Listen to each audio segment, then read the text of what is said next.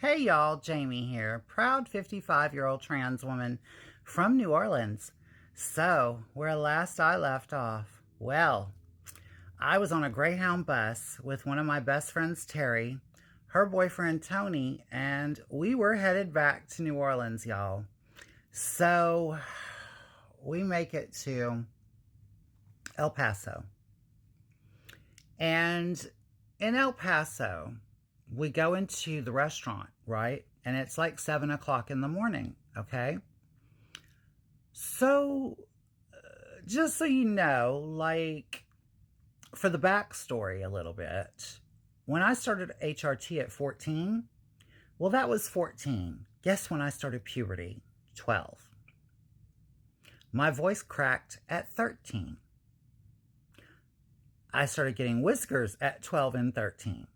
By the time I was 14 and started hormones, I had a little bit of a hair problem. I did not have a full beard. I was not woolly. I did not look like a lumberjack. But I had some hair. So we get in the restaurant, and we've been on the bus for a day and a half. So my little whiskers are sprouting. So I'm sitting at the table in the restaurant with my back to the rest of the restaurant, right? And Terry and Tony are arguing the entire time. They have not stopped since we left LA. Y'all, they kept going. I mean, they did not stop. Like from Los Angeles to El Paso, a whole day and a half, they did not stop. Okay, so I'm sitting there and I'm trying to dry shave. It's not fun to dry shave your face. I don't know if any of you have ever experienced it, but I don't recommend it, especially not in a fucking bus station at 7 in the morning. So, all of a sudden, Tony grabs a dirty ashtray off of the table, smashes it into Terry's face, grinds it in her face, and then throws the ashtray down on the table and goes to storm off, and she says, "You fucking punk." Yells it. I'm still trying to dry shave, mind you. She yells it. And then he turns around and he says, "Don't let her fool you. Don't let those looks fool you. That's a fucking boy. She's got a dick."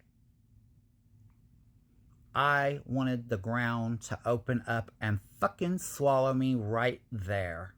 Just swallow me. Just let the ground swallow me right there, y'all. Like, I'm sorry. What? Like, hello?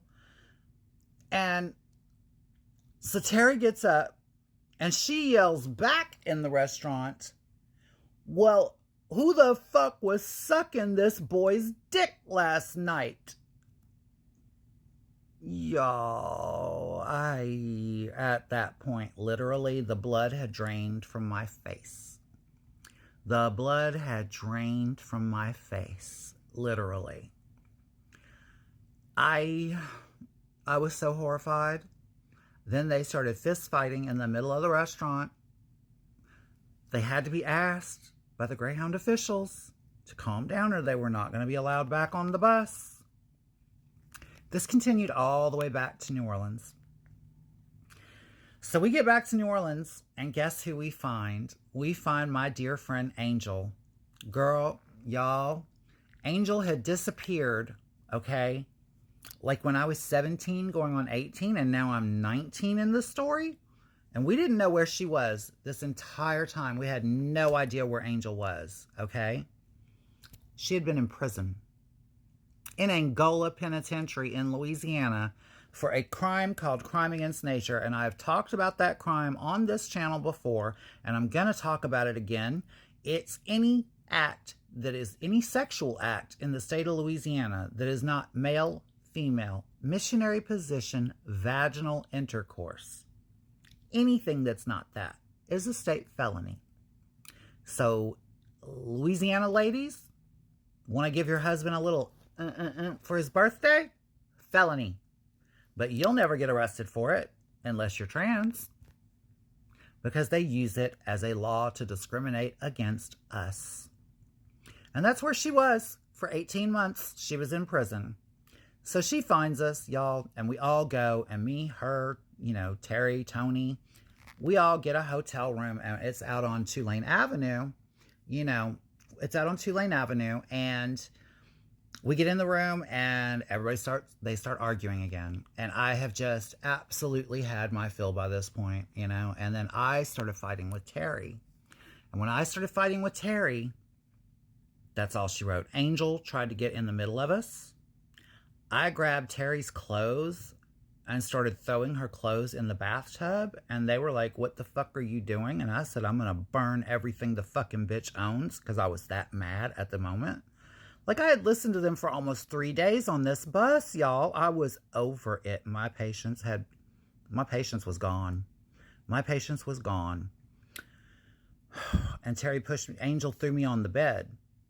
She threw me down on the bed and wouldn't let me continue throwing Terry's clothes in the tub where I was going to light them on fire. So I jumped up and I said, okay, you can stop me from lighting your fucking clothes on fire, but let's see if you can stop me from sucking your fucking boyfriend's dick tomorrow night. With him standing right next to her, y'all. He was standing right next to her when I dropped that little bombshell. And tell me if any one of y'all would have said that to one of your best friends, that it would not have been a little bombshell on the moment. And if y'all want to know what happened next, y'all know the routine. Be here tomorrow, and I will too. I love you all. I love you all for watching, and I love you for the comments. I'm a little late tonight, by the way, before I sign off. I'm a little late. I'm running garage sales this weekend because I am moving to Maine next month. And I just want to say I love you all for the support and understanding. So tonight and tomorrow night, the videos are going to be at night. Explains the lighting. Talk to you later. Bye-bye.